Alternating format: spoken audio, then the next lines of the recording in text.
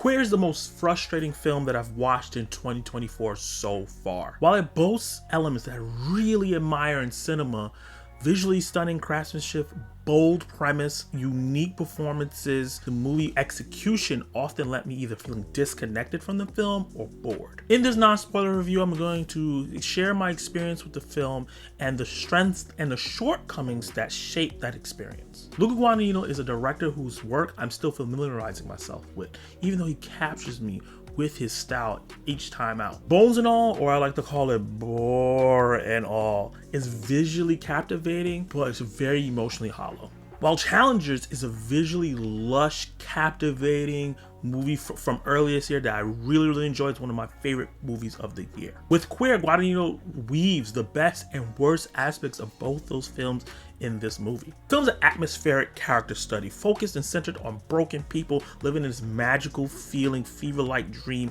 1950s Mexico City.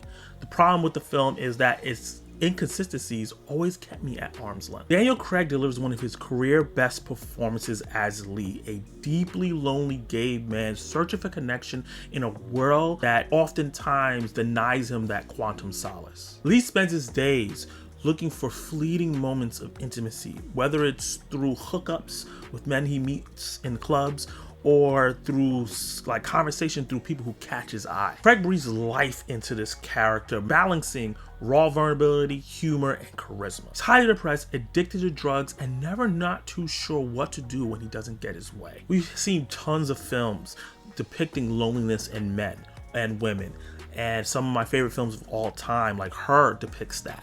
But I don't think we ever had a movie that quite depicted a man, a queer man, who is alone even in a room full of people, which gives this film a different feel. And this kind of film is usually my bag. I love films that depict experiences that I either have not experienced it or can't experience because I'm not that race, that gender, or that sexuality, so I can get into the microcosms that make that person tick. The main issue I have with this film is that Craig's performance makes Lee's pain palpable, but the script oftentimes doesn't want to dive deep into what is tormenting the character. Without Daniel Craig's magnetic performance, Lee probably would feel way too distant to feel empathy for. The film's depiction of 1950s Mexico City is mesmerizing. Its production design, costuming, lighting envelops you into this more dreamlike version of this era. Teeming with smoky bars, crumbling facades, and people trying to escape reality in indulgences and vices. The city feels alive, a character onto itself.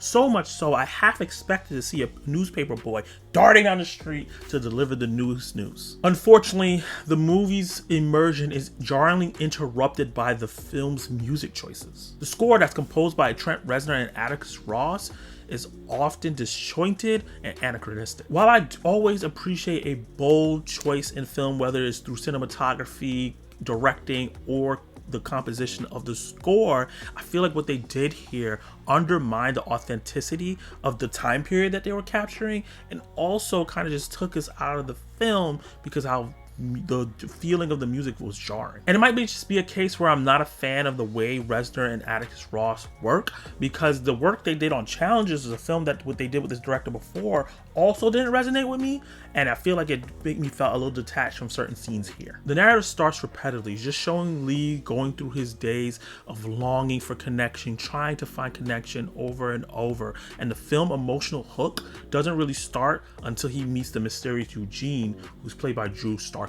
Eugene is young, enigmatic, alluring, and becomes the object of Lee's obsession. Their dynamic is a tug-of-war between Lee's idealism of romance and Eugene's distant disconnection with him.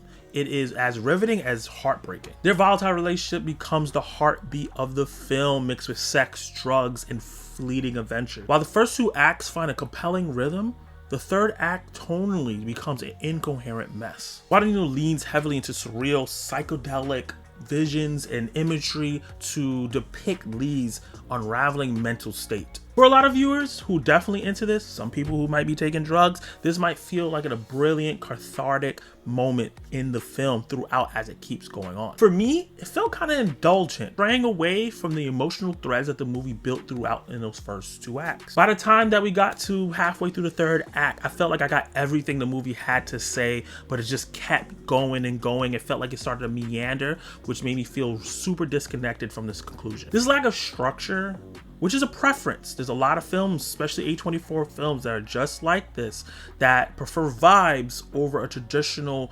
3-act structure, and this will be accepted by many. This movie has a lot of praise, so there's a lot of people who love the way the film was put together. But I struggle to stay emotionally invested. The movie's uneven tone really hurt my investment into what I was emotionally attached to in the beginning of the film, and left me feeling very, very distant and cold in the experience overall. Undoubtedly is a top tier film for many, many people. It will be in top 10 lists. It will be awarded at award shows. It's a visually haunting, rich experience that we don't really see these days. I understand why this movie resonated with so many people, but unfortunately for me, it just didn't really ignite my brain emotionally or my heart. I wasn't fully emotionally in it or intellectually in it. I didn't really get too much from this film other than it looked pretty. With that said, I'm gonna give Queer a D. Question of the day is, what is your favorite film about loneliness? Drop all your answers down below, and you can watch my content right now.